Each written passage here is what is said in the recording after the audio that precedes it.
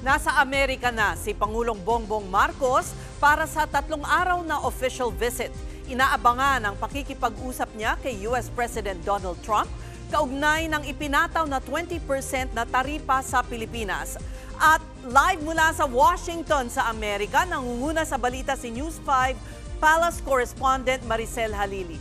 Maricel, ano ang agenda ng Pangulo ngayong araw?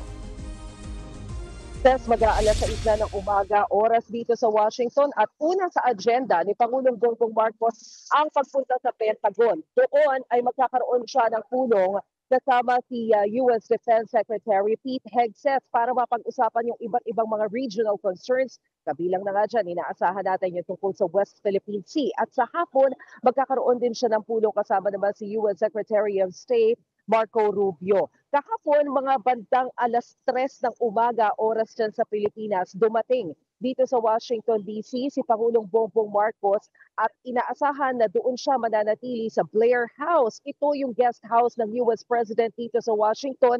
Historical daw ito dahil tumira rin doon ang kanyang ama na si dating Pangulong Ferdinand Marcos Sr. nung inimbitahan siya ni former President Reagan. Pero alam mo, Ses, ang sumalubong kay Pangulong Bongbong Marcos kahapon o dyan sa Blair ay ang kilos protesta mula sa iba't ibang grupo ng mga rallyista. Nariyan ng anak bayan, nariyan ng migrante.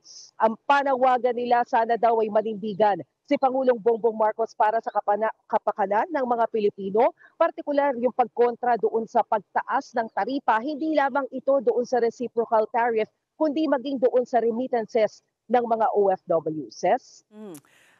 Kailan naman makakausap ni Marcos si Trump at posible ba ang isang free trade agreement sa pagitan ng Pilipinas at Amerika? Inaasahan na magkakaroon ng bilateral meeting si Pangulong Bongbong Marcos at si US President Donald Trump bukas. At isa nga doon sa mga ipinupunto ng Philippine Embassy kahapon na magiging sentro ng usapan ng dalawang heads of state ay yung tungkol doon sa taripa na ipapataw ng Amerika sa Pilipinas. Ito yung ginawang reciprocal tariff ng US para daw ma-ensure na magiging patas yung kalakalan sa pagitan ng dalawang bansa. Baka kasi pakiramdam ng Amerika, lugi sila kasi mas malaki yung kinikita o pakinabang ng ibang bansa kesa doon sa pakinabang nila mula sa Pilipinas. So kabilang yan sa mga pag-uusapan.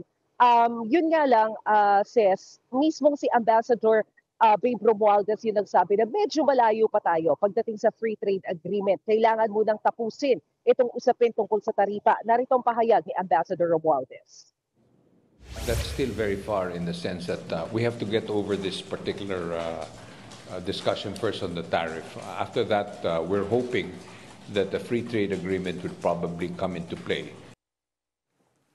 Yan ang ulat ni Maricel Halili live mula sa Washington sa Amerika. Mga kapatid, Jig Manikad po. Pagdating sa mahalagang balita sa loob at labas ng bansa, dapat una sa lahat, mag-follow at mag-subscribe na sa social media pages ng News 5.